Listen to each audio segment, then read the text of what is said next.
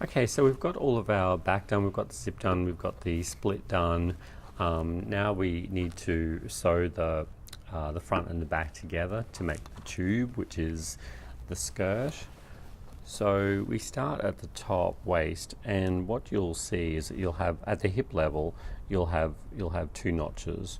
So those notches will be matched up. You could put a pin in there, but it's a really great thing to start, like when you're sewing, even at this early stage, to work with just your hands and holding things together. And that doesn't mean that you start there and then hold it together down the bottom and try and make it that far. If you just work from the top down to the notch, and then you rejig things from there down. And also too, this is a centimetre seam allowance we have for the side seam, and on the machine here, if you look, there's a 1/4 inch there, which is actually that line there, but the line on the 4 is actually a centimetre from the needle. So that's what I look at if I want to line something up, if I want to use something here. Sometimes people use this one, but that's actually like 12 mil. And again, that adds up to taking a lot out of the garment. So just keep your eye on the 4 there.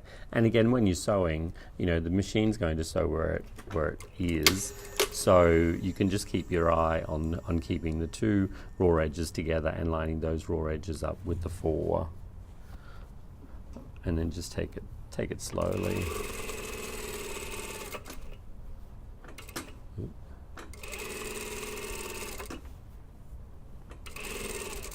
So then you get down to the notch, and then you line the bottom up here. And it's a case too of lining this up and stitching towards that.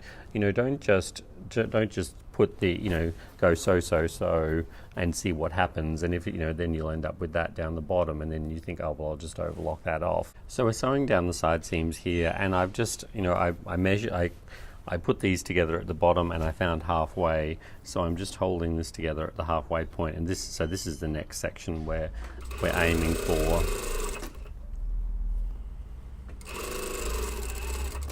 So get to there, and then again line up the hem, line up the raw edges, these 2 raw edges together, line them up with the line on the 4. And just take this slowly. It's all practice, and you'll get better. And after a while, you won't need to use the 4 as a guide, because your eyes will just become accustomed to what you're sewing. So that's the one side seam, and then the second side seam here.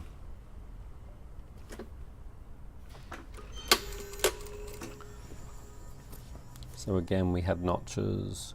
If you want to as well with your pattern, you could have a notch halfway between the hip and the hem if you wanted to.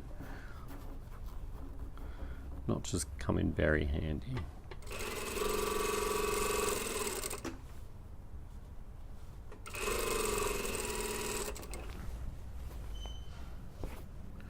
So lining up the bottom here, finding halfway, and we're going to work towards this halfway point.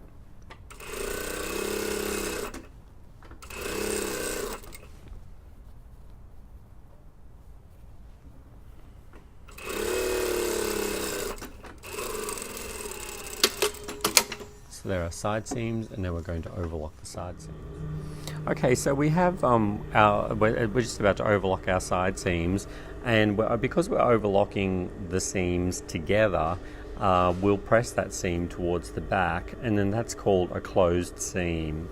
Like at the back here, for our zip and our vent, we had an open seam where the edges are overlocked separately, but this is a closed seam, so we're overlocking the raw edges together.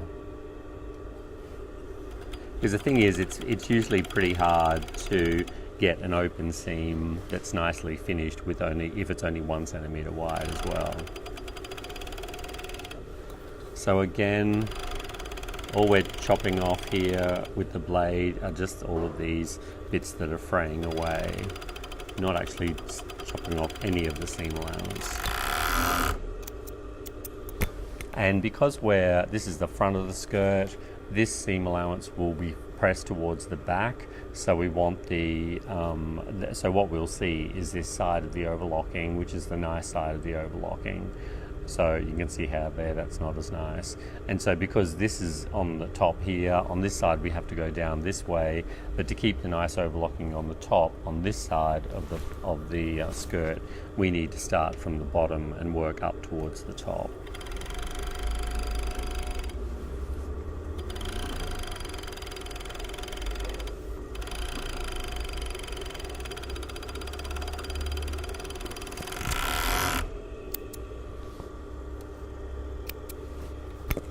And while we're here, we're going to do we'll do a blind hem at some stage on our skirt. So what we're going to do is just overlock around the bottom of the skirt.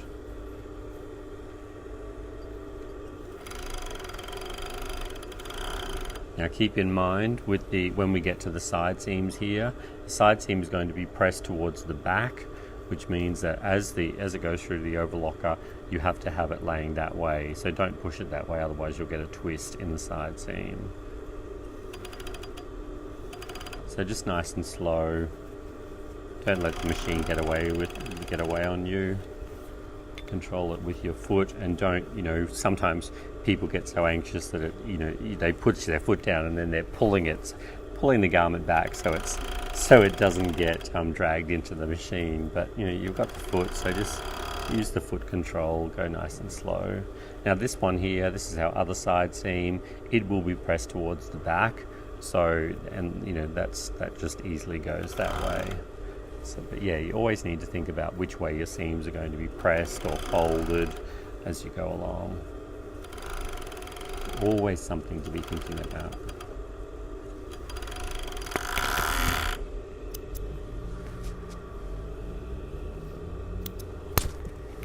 Alright, so what we're going to do is press our seam allowance now, press our side seams, and we're going to also press the hem up. Okay, so now keep in mind that, see this here, like because there's a curve at the top here, we have to be really careful that we don't, like squash it down like this, or have it so that there's pleats in this section. So it's a bit like doing the darts. The bottom section from the hip down, the side seam is straight, so that's pretty easy. But as you get up towards the top, again, like you did with the darts, lift it up and sort of work in towards the curve there.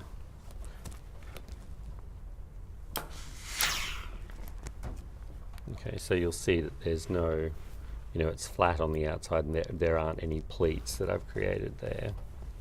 Just spin it around to the other side, and if you've done this correctly, it should show you which way that seam is supposed to go. If you find, little tip here, if you find that you come to press the side seam and that this is actually, this is going forward, but you need to press the side seam back, what you can do is be a bit naughty, and you can actually clip into the seam allowance here. So the seam allowance from here will go that way, but because you've clipped in, you can actually push the seam allowance back that way. And then this here, because it's actually in the hem, it won't be seen anyway. So that's a sneaky way to get around it if you didn't do it properly in the first place.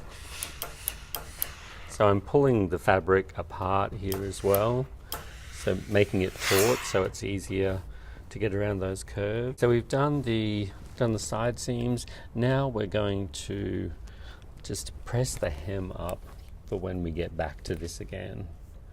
So we have a 3 centimeter seam allowance here, so just measure that with your tape measure. You can measure it and put pins in if you want to, but if you just go along slowly, and you don't have to, you can just do small section by section. And with time too, your eye will start to register, that this is 3 centimeters, so you'll get a little bit better, and you won't always have to measure quite as much. But no matter how much experience you have, sometimes measuring is exactly what you need to do.